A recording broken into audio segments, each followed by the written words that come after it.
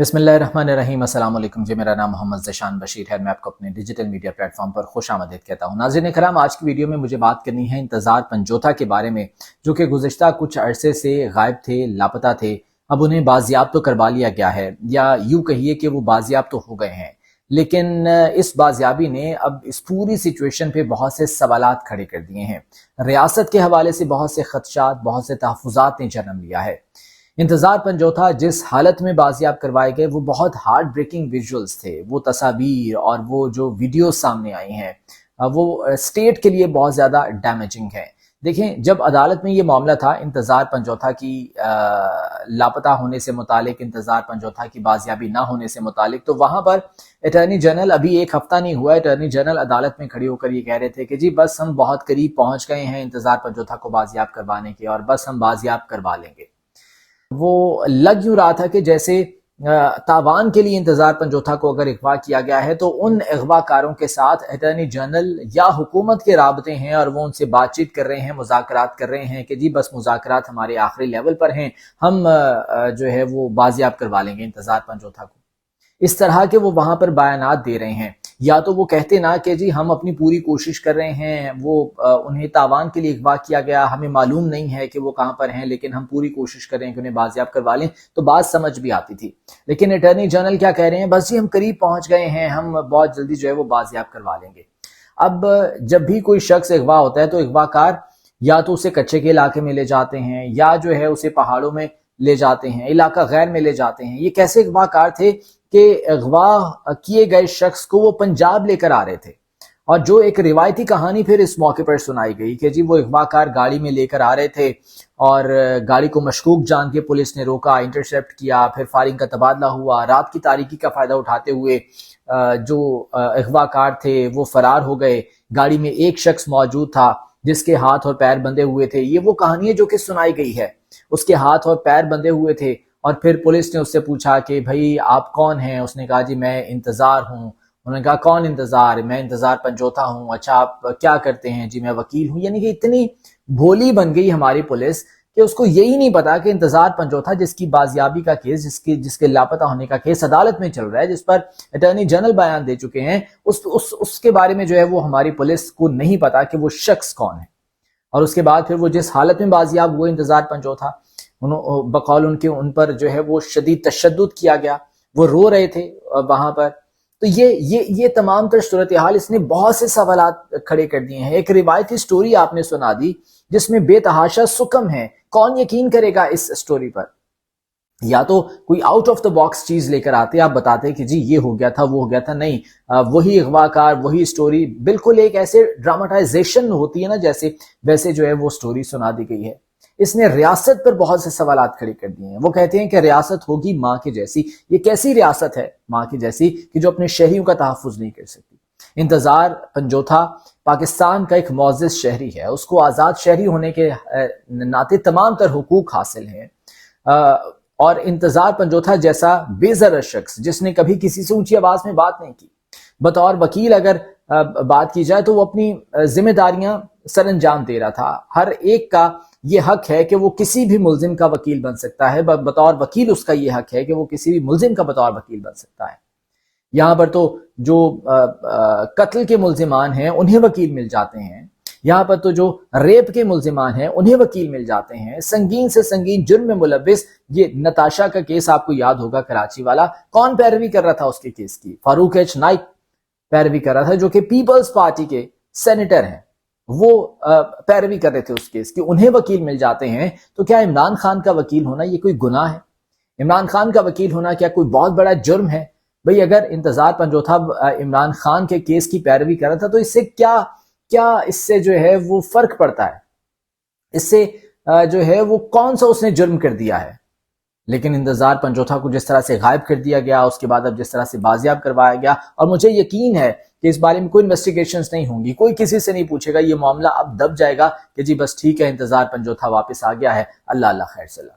ये तमाम तर सूरत हाल जो है वो रहेगी। लेकिन इससे क्या होता है? इससे सोसाइटी में एक बेचैनी बढ़ती है, इससे सोसाइटी में एंग्जाइटी पैदा होती है, इससे जो सोसाइटी में जो गुस्सा है, फ्रस्ट्रेशन है, वो बढ़ती है। اور اس فرسٹریشن کا پھر اظہار کہیں نہ کہیں تو ہوتا ہے، اور جب وہ فرسٹریشن کا اظہار ہوتا ہے، جب وہ غصہ نکلتا ہے تو پھر معاملات مزید خراب ہو جاتے ہیں۔ ابھی ریسنٹلی آپ کے سامنے پنجاب کالج کا واقعہ ہے کہ جو سرے سے وہ واقعہ ہوا ہی نہیں تھا، لیکن اس کو بنیاد بنا کر کس طرح سے توڑ پھوڑ کی گئی، احتجاج کیے گئے، کالج بند کر دیے گئے، جلا دیے گئے۔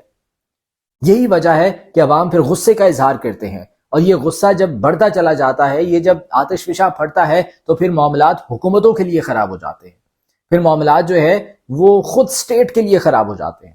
تو سٹیٹ کو، ریاست کو سوچنا ہوگا کہ کیا وجہ ہے کہ ہم اتنا دھکیل رہے ہیں تمام لوگوں کو، پاکستانیوں کو اس حد تک جو ہے وہ پش کر رہے ہیں۔ اور یہ کوئی پہلا واقعہ نہیں ہے، بے شمار واقعات اس طرح کے سامنے آ چکے ہیں، لیکن کوئی تحقیقات نہیں، کوئی انویسٹیگیشنز نہیں، کوئی پوچھنے گچھنے والا نہیں ہے، کوئی کچھ کرنے والا نہیں ہے۔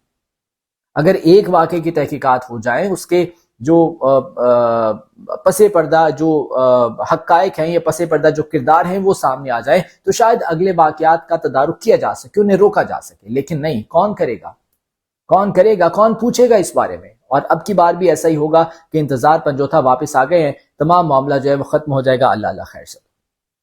بہرحال انتہائی افسوسناک یہ واقعہ ہے، اور اب دیکھنا یہ ہے کہ ہمارے ریاستی ادارے اس سلسلے میں کیا کرتے ہیں، کیونکہ ریاستی اداروں کا یہ فرض تو بنتا ہے، لیکن اس کے ساتھ ساتھ ان پر اعتماد بھی بڑھتا ہے۔ اگر وہ اس طرح کے واقعات کو روکیں یا اس طرح کے واقعات کی انویسٹیگیشنز کریں تو ان پر اعتماد بھی بڑھتا ہے، اور پاکستانیوں کا اعتماد اس وقت ریاستی اداروں پر ہونا بے حد ضروری ہے موجودہ سچویشن میں۔ اگر یہ اعتماد ٹوٹ گیا یا اس اعتماد کو ٹھیس پہنچی یا یہ اعتماد کم ہو گیا تو حالات جو ہے وہ پھر کسی کے کنٹرول میں نہیں رہیں گے۔ ایک اور معاملہ جی، پی آئی اے کی جو نشکاری ہونی ہے اس حوالے سے میاں نواز شریف بات کر رہے ہیں کہ جناب مجھے مریم نے کہا کہ ہم پی آئی اے خرید لیتے ہیں۔ بھئی بہت اچھے، بہت اچھا مشورہ ہے یہ مریم نواز کا۔ پتہ نہیں کیسے آپ لوگ اس طرح کی باتیں جو ہے وہ سوچ لیتے ہیں، کیسے اس طرح کی سوچیں، اس طرح کے خیالات آپ کے دماغ میں آتے ہیں۔ دیکھیں، آئی ایم ایف کی یہ شرط تھی کہ اداروں کی نجکاری کی جائے۔ آپ جو ایک سٹیٹ اونڈ ادارہ ہے اس کو آپ دوبارہ سے سٹیٹ اونڈ ہی رکھیں گے، وفاق سے ہٹا کے آپ پنجاب میں لے آئیں گے تو کیا اس میں فرق آئے گا؟ کیا اس میں سیاسی بھرتیاں ختم ہو جائیں گی؟ کیا اس کا جو وہ نقصان ہے وہ ختم ہو جائے گا؟ یا آپ کے پاس ایسا ہی کوئی بڑا بزنس پلان ہے تو آپ وہ بزنس پلان دیں نا، پھر شہباز شریف صاحب کو دیں، آپ کے بھائی ہیں، مریم نواز کے چچا ہیں، انہیں بتائیں کہ آپ کس طرح سے پنجاب میں لا کر اس کو چلائیں گے، کیسے اس کا نقصان کم کریں گے۔ میاں نواز شریف نے یہاں پر جو ہے وہ 3 دفعہ وہ وزیر اعظم رہے ہیں، 4تھی دفعہ تو وہ بننے کے لیے جا رہے تھے، بلکہ از خود وہ وزیر اعظم بن چکے تھے۔ وہ تو حالات نے ایسی کروٹ لی کہ وہ نہیں بن سکے وزیر اعظم، انہوں نے اپنے بھائی کو بنا دیا۔ 3 دفعہ وزیر اعظم رہے ہیں، کیوں آپ پی آئی اے کا خسارہ کم نہیں کر سکے؟ اگر ابھی بھی آپ کے پاس کوئی بزنس پلان ہے تو اپنے بھائی کو بتا دیں، جو مریم نواز نے کرنا ہے پنجاب میں پی آئی اے کو لا کے وہی وفاق میں کر لیں۔ اگر جو ہے وہ وفاق میں نہیں کر سکتے تو پنجاب میں آپ کیسے کریں گے؟ سوالات ہیں نا پھر کہ آپ پی آئی اے کو کیسے آپ لے کر آ رہے ہیں پنجاب میں، کیسے آپ خرید سکتے ہیں؟ یا تو آپ یہ کہیں کہ جناب شریف خاندان اس کو خرید رہا ہے، شریف خاندان ذاتی طور پر اس کو خرید رہا ہے، تو ہم مانیں کہ جناب ٹھیک ہے، شریف خاندان کا اپنا بزنس ہوگا تو پھر بزنس تو پھلے پھولے گا، جس طرح سے اتفاق فاؤنڈری کا پھل پھول رہا ہے۔ پاکستان سٹیل ملز تو تباہ و برباد ہو گئی، لیکن دوسری جانب اتفاق سٹیل ملز وہ ماشاءاللہ جناب پروفٹ میں ہے اور روز بروز وہ ترقی کر رہی ہے۔ تو اسی طرح سے جب شریف فیملی اگر پی آئی اے کو خرید لے گی تو پھر ڈیفینیٹلی اسٹیٹ کا سپورٹ بھی حاصل ہوگا، پھر ڈیفینیٹلی جو ہے وہ تمام تر وسائل کو یوز کرتے ہوئے پھر اپنا بزنس پھلے پھولے گا، پھر پی آئی اے بھی جو ہے وہ بڑھے گی، پی آئی اے بھی پروفٹ میں جائے گی۔ اگر آپ یہ کہیں کہ شریف خاندان پرچیز کر رہی ہے تو ٹھیک ہے، ہم جو ہے وہ مان لیتے ہیں کہ پھر پی آئی اے جناب چل جائے گی، پھر وہ نقصان سے نکل آئے گی۔ اور یہ بھی اچھا طریقہ ہے کہ پہلے خود ہی سارا تباہ کر دو اور اس کے بعد خود ہی پرچیز کر کے اور اس کو جو ہے وہ پروفٹ میں شو کر دو۔ تو یہ بھی جو ہے وہ چیزیں اب دیکھنی پڑ رہی ہیں۔ لیکن مریم اورنگزیب صاحبہ کا یہ بیان سامنے آیا کہ جناب پی آئی اے کی خریداری کے حوالے سے ابھی کچھ نہیں سوچا جا رہا، لیکن ایک فیزیبلٹی تیار کی جا رہی ہے پنجاب ایئر کے نام سے ایئر لائن لانچ کرنے کے حوالے سے۔ تو بھئی آپ یہاں پر ایئر لائن لانچ کر رہے ہیں، یہی آپ کوشش کریں نا، مل کے اپنے چچا کے ساتھ، شہباز شریف کے ساتھ مل کے، وفاقی حکومت کے ساتھ مل کے پی آئی اے کو کھڑا کرنے کی کوشش کریں۔